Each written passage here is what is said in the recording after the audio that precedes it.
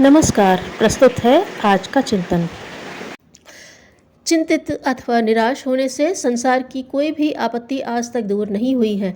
आपत्ति को दूर करने का उपाय है उत्साहपूर्ण पुरुषार्थ। परिस्थितियों को आत्मसमर्पण कर देने से उनकी प्रतिकूलता यहाँ तक बढ़ जाती है कि फिर वे विनाश का ही कारण बन जाती हैं। यदि विनाश से बचना है, अपने जीवन को सार्थक करना है, तो चिंता छोड़कर पुरुषार्थ के लिए कमर कसिए। आपत्ति अथवा संकट संसार में सभी पर आता है। यदि इस प्रकार संकट से हारकर मनुष्य अकर्मण्य होकर बैठे रहे तो इस चहल पहल और हलचल से भरे संसार में निकम्मे व्यक्तियों की बहुतायत हो जाए। किंतु ऐसा संभव कभी भी नहीं हो सकता। 1, 2, 4, 6 अथवा 100-200 कमजोर दिल के आदमियों को छोड़कर लोग संकटों से लड़ते और परिस्थितियों को बदलते हुए आगे बढ़ते ही रहेंगे। संसार में निकम्मों अथवा अकर्मण्यों की बहुतायत कभी न हो सकेगी। मनुष्य ने जब अपने पुरुषार्थ, परिश्रम तथा सूझबूझ के बल पर आदिम परिस्थितियों को अपने अनुकूल बना लिया था, तब आज तो उसके पास अनंत उपकरण तथा प्रचुर साधन है, किंतु इनका उपयोग वही व्यक्ति कर सकता है जो परिस्थितियों की प्रतिकूलताओं को देखकर निराश, हतोत्साह अथवा चिंतित नहीं होता, प्रत्युत उनसे लड़ने के लिए अपनी संपूर्ण शक्ति से आगे बढ़ता है। परिस्थितियों को देखकर चिंतित हो उठने और उनके सम्मुख घुटने टेक देने वाले हीन हिम्मत व्यक्ति को प्रतिकूलताएं जीवित नहीं रहने देती। चिंता का मूल कारण मनुष्य की अकर्मण्यता ही है।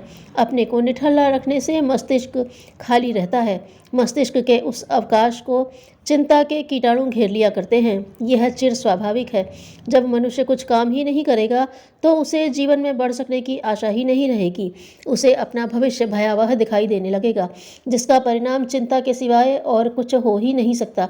दूसरे चिंता की आग में जलते रहने से मन, मस्तिष्क तथा शरीर शिथिल होता रहेगा, जिससे मनुष्य चिंता प्रति चिंता का शिकार बन जाएगा।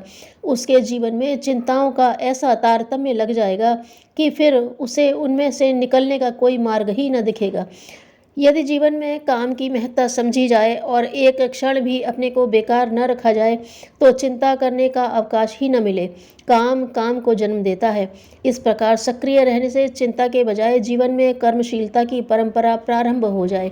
निरंतर श्रम एवं पुरुषार्थ करते रहने से मनुष्य का मन, मस्तिष्क तथा शरीर सतेज एवं स्वस्थ बना रहता है। उसमें स्फूर्ति तथा उत्साह का गुण आ जाता है।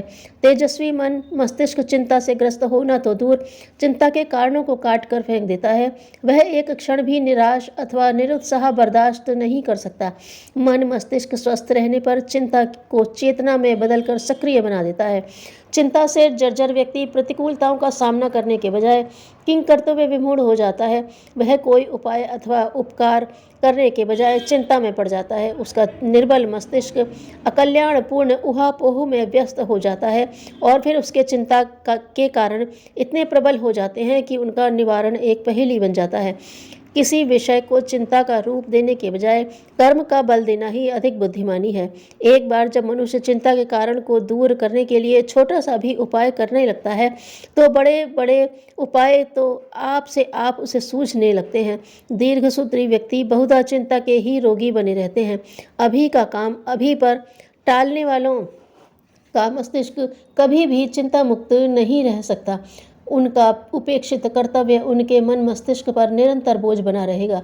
वे कितना ही भूलने अथवा मस्त रहने का प्रयत्न क्यों न करते रहे, किंतु कर्तव्य की पुकार उन्हें कदापि चैन न लेने देगी।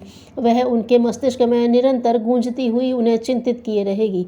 दीर्घसूत्रता चिंता का एक विशेष कारण है। बुद्धिमान व्यक्ति इस दुर्बलता से सदैव सावधान रहते हैं और आज का काम कल पर कभी नहीं छोड़ते। चिंतित व्यक्ति का जीवन हर ओर निराशा से भरकर उदास हो जाता है। उसकी सारी उल्लासपूर्ण प्रवृत्तियां नष्ट हो जाती हैं। चिंतित व्यक्ति अपना मलिन मन और मलिन मुख लेकर जिसके समीप भी जाता है वह उसे घृणा किया करता है। छूत की बीमारी की तरह उसके संपर्क से दूर भागने का प्रयत्न करता है। संसार का कोई भी व्यक्ति किसी विषादी अथवा चिंतित व्यक्ति को अपने पास पसंद नहीं करता, क्योंकि वह जानता है कि यह जितनी देर बैठेगा निराशापूर्ण वार्तालाप करेगा, अपने दुख का ही रोना रोता रहेगा और चाहेगा कि लोग उसकी निरर्थक निराशा अथवा चिंता में हिस्सा बटाएं, उसकी तरह निराशा अथवा उदास दिखाई देने लगे। लोगों के पास इतनी निरर्थक उदारता कहाँ जो वे किसी चिंता के रोगी व्यक्ति का दुखड़ा सुने, उसके प्रति संवेदना दिखाने के लिए अपने हर्ष, उल्लास तथा प्रसन्नता को बलिदान कर दें। 4 दिन की जिंदगी को वे हंसते मुस्कुराते हुए काटें अथवा विषाद की आग में जलते हुए। संसार में हंसी और मुस्कान का साथ देने को सब तैयार रहते हैं। विषाद में हाथ बंटवाने की फुर्सत यहाँ पर किसको है? और यदि कोई चिंतित, निराश अथवा विषादी से सहानुभूति दिखलाता है तो वह अधिकतर दिखावटी ही होती है। साथ ही उसमें दया, तरस अथवा खेद की ही भावना रहती है। इस प्रकार की दयनीयता का पात्र बनना निश्चित ही किसी भी मनुष्य के लिए लज्जा की बात है। लाख कारण होने पर भी चिंतित, निराश अथवा उदास बनकर किसी के तरस के पात्र मत बनिए। प्रबल पुरुषार्थ करिए, धैर्य एवं युक्ति से काम लीजिए और हर प्रकार से चिंता के कारणों का उन्मूलन कर डालिए। चिंतित व्यक्ति बहुधा ईर्ष्यालु भी होता है। वह किसी के मुख पर मुस्कान की कांति देखकर डाह से जला करता है। उसे दूसरों का हर्ष अपनी निराशा पर एक व्यंग जैसा ही अनुभव हुआ करता है। उसकी यही इच्छा रहती है कि संसार का कोई भी व्यक्ति न तो हंसे और न प्रसन्न ही हो, सब उसी की तरह निराश एवं चिंतित बने रहे। प्रसन्नता पूर्ण वातावरण में विषादी व्यक्ति अपने को अनजान महसूस किया करता है। उसे दूसरों की प्रसन्नता पर रोना आता है, हर्ष पर खींच होती है। निसंदेह यह कितनी दुर्भाग्यपूर्ण स्थिति है। विषादी अथवा चिंतित व्यक्ति स्वयं तो हंसता ही नहीं, साथ ही यह चाहता है कि संसार का कोई भी व्यक्ति न तो हंसे और न प्रसन्न ही हो, सब उसी की तरह मरे मन होकर जिंदगी बिताएं। कितनी अन्यायपूर्ण कामना और अकल्याणकर भावना है। चिंतित रहना बड़ा ही दुर्भाग्यपूर्ण स्वभाव है। इससे जितनी जल्दी छुटकारा पाया जा सके उतना ही हितकर है। चिंता के कारणों का उपस्थित हो जाना प्रायः देखने में आता है। वे आते हैं और सबके सामने आते हैं, किंतु केवल निराश हो जाने अथवा चिंता करने भर से ही वे तो दूर नहीं हो जाएंगे। उसके लिए तो उपाय एवं उपचार ही करना होगा। जो व्यक्ति अपने मन मस्तिष्क को चिंता के हवाले कर देगा, वह उनका उपचार कर भी किस प्रकार सकता है? चिंता के कारणों को दूर करने के लिए तो अपने मन मस्तिष्क को मुक्त करने प्रयत्न में लगाना होगा। बिना प्रयत्न के बैठे बैठे चिंता करते रहने से आज तक किसी की कोई समस्या न तो हल हुई है और न आगे ही होगी।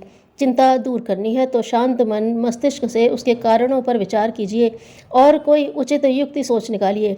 सोची हुई युक्ति के अनुसार कार्य में लग जाइए और तब तक लगे रहिए जब तक आप अपने मंतव्य में सफल न हो जाए।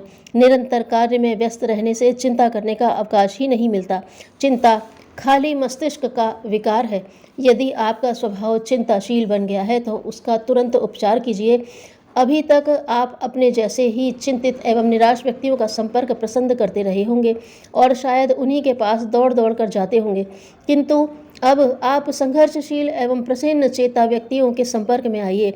यदि आपके पास स्वयं अपनी हंसी न हो तो दूसरों की हंसी में शामिल होइए और जी खोलकर हंसिए। स्वयं अपने तथा उदास व चिंतित रहने वाले व्यक्तियों का उपहास करिए, उनसे मनोरंजक वार्तालाप करिए। अभी तक आपको संगीत, वाद्य अथवा मनोरंजन से कोई रुचि नहीं थी, अब उनको अपने जीवन में स्थान दीजिए और हर्षपूर्वक रुचि लीजिए। सुंदर सुंदर पुस्तकें पढ़िए। एकांत से निकलकर पुस्तकालयों, वाचनालयों तथा अन्य सार्वजनिक गोष्ठियों में जाइए और अपना अंतर्मुखी स्वभाव छोड़कर बहिर्मुखी बनिए। बच्चों के साथ खेलिए और उनको हंसाते हुए स्वयं भी हंसिए। अपने जीवन की मंदता समाप्त करके तीव्रता लाइए। प्रकृति के संपर्क में आइए और जी भरकर दिन भर परिश्रम कीजिए तथा रात में गहरी नींद सोइए। चिंता का रोग आपसे दूर हो जाएगा और आप एक प्रसन्न चेता व्यक्ति बन जाएंगे। अच्छे विचारों को पनपने दें और उन्हें आचरण का बल प्रदान करें। धन्यवाद।